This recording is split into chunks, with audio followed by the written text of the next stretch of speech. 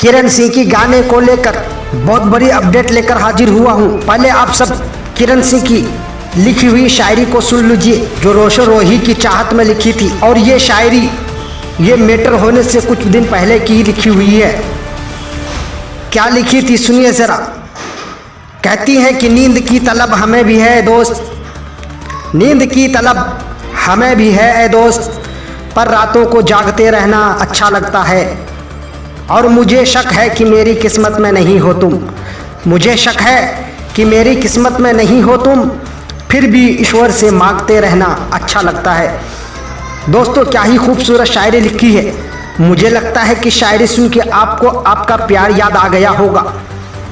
चलिए अब आगे की बात कर लेते हैं।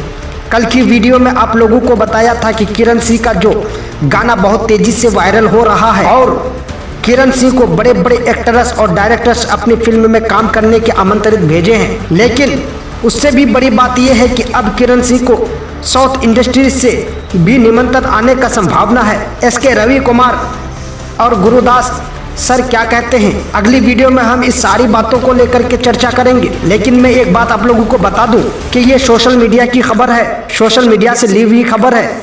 इस बात को मैं पुष्टि नहीं करता हूं। आप सभी लोग हमारे चैनल में बने रहे अगली अपडेट के लिए। जब तक के लिए आप सभी अपना ख्याल रखना।